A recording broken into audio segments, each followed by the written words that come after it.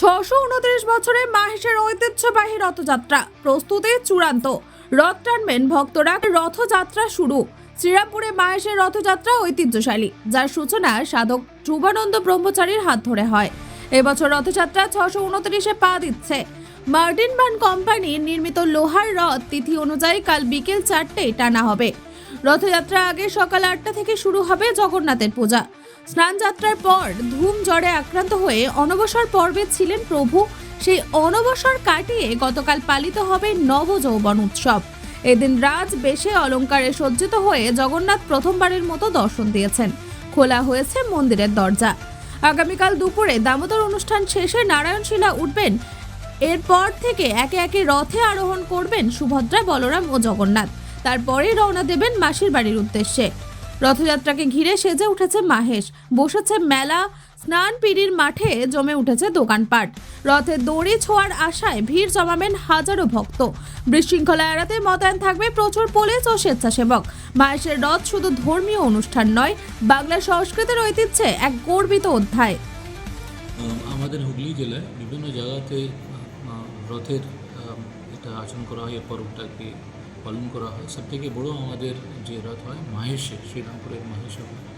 তারপরে আমাদের যে সিপিসি এলাকায় চন্দননগরের রথ খুবই বিখ্যাত আছে, এবং চুচুড়াতে বিভিন্ন জায়গায় রথ হয়। তো পার্কিং ফোর্স প্রায় সব জায়গাতে প্রায় 2000 মতো ফোর্স আমরা মোতায়েন করব। বিশেষ করে মাহেশের রথ আমাদের নজরে থাকবে, নিজে ওখানে থাকবে। এত লোকের মানুষের ওখানে সমাগম হয়, সবাই এসে রথ টানতে চায় এবং সে ওখানে মেলাও বসে।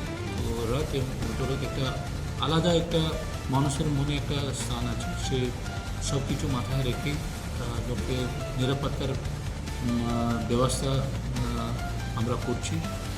ট্রাফিকের একটা বিশেষ রোল আছে। ট্রাফিক যত বড় গাড়িগুলো আছে তার রেস্ট্রিকশনস থাকবে, যাতে যারা দর্শনার্থীরা এসে দর্শন করতে পারেন।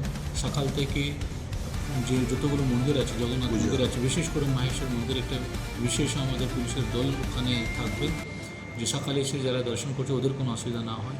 পার্কিংয়ের ব্যবস্থা করা হয়েছে, যারা এসে যারা দর্শন করছেন ওখানে সামনেই, মন্দিরের সামনে ওখানে পার্কিং করে ওরা দর্শন নিতে পারে। এবং রথ যখন হয় তখন যারা রাস্তায় যারা আছেন তাদের ব্যবস্থা করে, এবং যা সবাই আমি যে পাস্ট ইনসিডেন্টগুলো আছে ওখানে কোনো চুরি না হয় সেই জন্য একটা আমাদের অ্যান্টি ক্রাইম পার্টি থাকবে। মহিলাদের কোনো অসুবিধা না হয়, আমার উমেন টিম ওখানে ডিপ্লয় থাকবে। এছাড়া আমাদের প্লেন ক্লথে পুলিশ থাকবে নজর রাখার জন্য। যে বড় বিল্ডিংগুলো আছে যেখানে কাজ হচ্ছে ওখানে পুলিশ মোতায়েন থাকবে, কেউ উঠে উপর থেকে না পড়ে যায় বা কোনো দুর্ঘটনার শিকার না হয় সেই ব্যবস্থা আমরা করছি। এবং যারা অর্গানাইজার্স আছেন ওদের সঙ্গে আমাদের কন্টিনিউ যোগাযোগ আছে। ওদের তিথি অনুযায়ী বা ওনাদের পুজো অনুযায়ী আমরা সব ব্যবস্থা ঠিক মতো মানুষের স্বার্থের জন্য ওনাদের নিরাপত্তার ব্যবস্থা, যে ব্যবস্থার জন্য যা যা লাগবে আমরা সব সিসি ক্যামেরা। হ্যাঁ, এবার কিন্তু বাড়তি সিসিটিভি ক্যামেরা আমরা লাগাচ্ছি মন্দিরের প্রাঙ্গণে এবং বাইরে, এবং রথের জন্য গোটা রাস্তায় আমরা বাড়তি ক্যামেরা লাগাচ্ছি। বিশেষ দুটো ড্রোন আমরা ডিপ্লয় করছি। যদি কোথাও ভিড়ের যে নেচারটা বোঝানোর জন্য যে দরকার আছে, সেই ড্রোন ডিপ্লয় করলে আমরা ঠিক মতো সিদ্ধান্ত নিতে পারি বা ইমিডিয়েটলি ইন্টারভিউ করতে পারি। সেই জিনিসগুলো আমরা ডিটেল করছি, এবং একটা ডেডিকেটেড ফোর্স থাকবে। যদি কোথাও কোনো ল নট হলে বা যে আছে ওরা ইমিডিয়েটলি অ্যাটেন্ড করতে পারে। সাদা পোশাকে পুলিশ থাকবে। কটা থেকে নো এন্ট্রি থাকছে? আমাদের সকালে 6টা থেকে আমাদের পুজো শুরু, তার আগে থেকে আমাদের নো এন্ট্রি থাকছে। সকালে 6টা থেকে 12টা থেকে মানে শ্রীরামপুরে জিটিওর দিয়ে যাওয়া যাবে না? হ্যাঁ, ওখানে পুজো যারা সকালে দর্শন করতে যান ফ্রম 6 o'clock to 12 o'clock যারা দর্শন করতে যান, বড়ো গাড়ি আমরা অ্যালাউ করছি না।